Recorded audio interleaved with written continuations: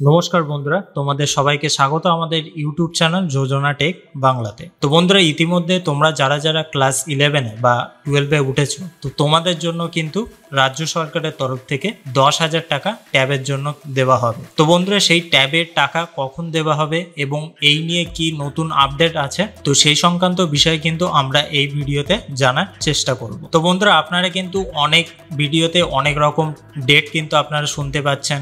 মূল বিষয়টা কি, তো সেই সংক্রান্ত বিষয় কিন্তু এই ভিডিওতে আমরা বিস্তারিতভাবে আলোচনা করতে চলেছি। তো বন্ধুরা, লাস্ট অবধি কন্টিনিউ করো, তাহলে কিন্তু তোমরা বুঝতে পারবে যে কবে তোমরা এই ট্যাবের টাকাটা পেতে পারো। তো বন্ধুরা, এখানে বলা হয়েছে, দেখো যে চলতি বছরে একাদশ ও দ্বাদশ শ্রেণীর পড়ুয়াদের ট্যাব দিতে আনুমানিক 1500 কোটি টাকা খরচ হচ্ছে শিক্ষা দপ্তরের, যেখানে পরিকাঠামোর অভাব, রাজ্যের বহু সরকারি স্কুল কার্যত মৃতপ্রায়। সেখানে 1500 কোটি টাকা শুধু ট্যাবের পিছনে খরচ করা কতটা যুক্তিযুক্ত, সেই প্রশ্ন উঠতে শুরু করেছে শিক্ষা মহলে। বহু শিক্ষকের প্রশ্ন, যেখানে বহু ক্ষেত্রে স্কুলগুলির ভাড়ে মা ভবানী দশা, স্কুল ভবন মেরামতির জন্য পর্যাপ্ত টাকা পাওয়া যায় না, সেখানে এই বিপুল পরিমাণ টাকা ট্যাবের জন্য বরাদ্দ হবে কেন?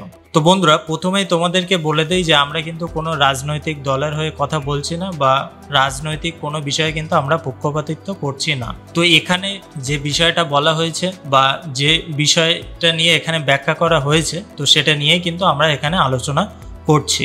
তো এইটা কোথায় পাবলিশ করা হয়েছে সেটাও কিন্তু তোমাদেরকে লাস্টে দেখিয়ে দেবো। তো বন্ধুরা, বুঝতেই পারছো যে 1500 কোটি টাকা কিন্তু ট্যাবের টাকার জন্য বরাদ্দ করা হয়েছে, কিন্তু অনেকে কিন্তু বলছে যে স্কুল মেরামতির জন্য কোনো কিন্তু টাকা পাওয়া যায় না। তারপরে কিন্তু আরও বলা হয়েছে, দেখো যে শিক্ষকদের একটি বড় অংশের মতে আধুনিক শিক্ষা ব্যবস্থায় ট্যাব জরুরি, কিন্তু ঠিকঠাক ক্লাসঘর, আধুনিক ল্যাবরেটরি, মিড ডে মিলে পাতে পুষ্টিকর খাবারও তো ভীষণভাবে জরুরি। সে কথা কেন ভাবা হচ্ছে না? 1500 কোটি টাকার কম্পিউটার ল্যাবরেটরি, ডিজিটাল ল্যাবরেটরি, প্রতিটি স্কুলে স্মার্ট ক্লাসরুম তৈরির ক্ষেত্রে উদ্যোগী হওয়া যেত।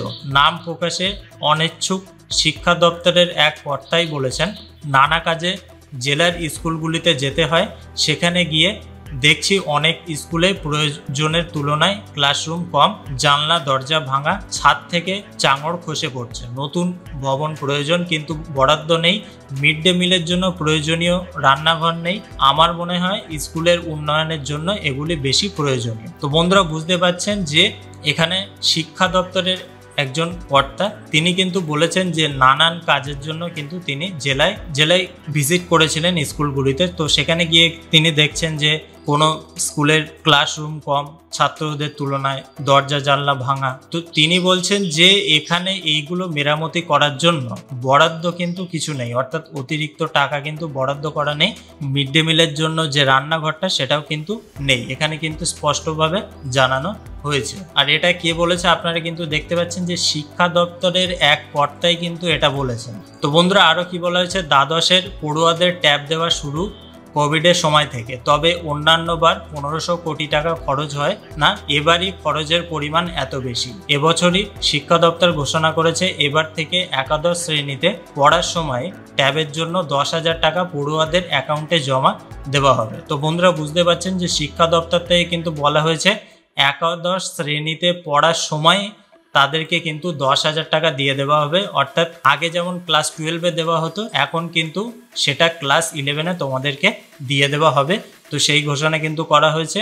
এবং আগামীবার অর্থাৎ যারা 2025 সালে উচ্চ মাধ্যমিক পরীক্ষা দেবেন, তারা এখনই ট্যাবের জন্য 10,000 টাকা পান। তাই এবছর একাদশ ও দ্বাদশ শ্রেণীর পড়ুয়ারা একসঙ্গে ট্যাবের টাকা পাবেন। তো বন্ধুরা, আশা করি তোমরা যারা যারা ক্লাস 11-এ উঠেছো, তো তারা তোমাদের স্কুলে ট্যাবের টাকা পাওয়ার জন্য কিন্তু ফর্ম ফিল আপ করে দিয়েছো, এবং সেটা যদি ঠিকঠাক হয়ে থাকে তাহলে কিন্তু ক্লাস 11-এ এবং যারা 2025 সালে উচ্চ মাধ্যমিক পরীক্ষা দেবে, অর্থাৎ এখন 12-এ পড়ছে, তো তারা কিন্তু একসঙ্গে এই ট্যাবের টাকা পেয়ে যাবে।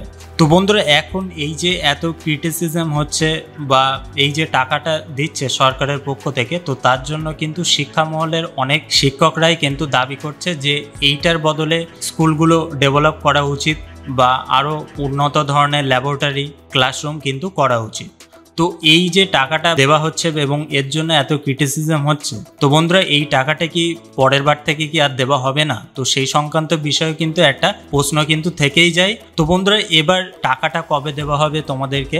ক্লাস 11 আর 12দের কিন্তু একসঙ্গে টাকা দেওয়া হবে এবং এই টাকাটা জুন জুলাই মাসে কিন্তু দেওয়া হয়নি, কারণ এই সময় অনেকেরই কিন্তু যারা যারা এই ট্যাবের টাকায় আবেদন করেছিল, অনেক স্কুল তাদের কাছ থেকে তাদের ডকুমেন্টসগুলো কালেক্ট করার জন্য কিন্তু এই 2 মাসটা কিন্তু টাইম চলে গিয়েছে। তো বন্ধুরা প্রতিটা স্কুল থেকে কিন্তু ইতিমধ্যে যারা যারা নতুনভাবে ট্যাবের টাকা নেওয়ার জন্য আবেদন করেছিল, তো তাদের কাছ থেকে আধার কার্ড, তারপরে রেজিস্ট্রেশন ফর্ম, ব্যাংকের ডিটেলস নেওয়া হয়ে গিয়েছে। তো বন্ধুরা এখনো অবধি কিন্তু শিওর করে কোনো জায়গায় আপডেট দেওয়া হয়নি যে কবে নাগাদ টাকা দেওয়া হতে পারে, কিন্তু এটা তোমরা ধরে চলো যে সেপ্টেম্বর মাসের 5 তারিখের পরে এবং 20 তারিখের মধ্যে তোমরা কিন্তু এই 10,000 টাকা অর্থাৎ ট্যাবের টাকা কিন্তু তোমরা তোমাদের ব্যাংকের অ্যাকাউন্টে পেয়ে যাবে। তো বন্ধুরা ইতিমধ্যে কিন্তু যারা ক্লাস 11 বা 12 উঠেছো তোমাদের জন্য কিন্তু বিভিন্ন রকম স্কলারশিপ আছে এবং সেই স্কলারশিপ তোমরা যারা যারা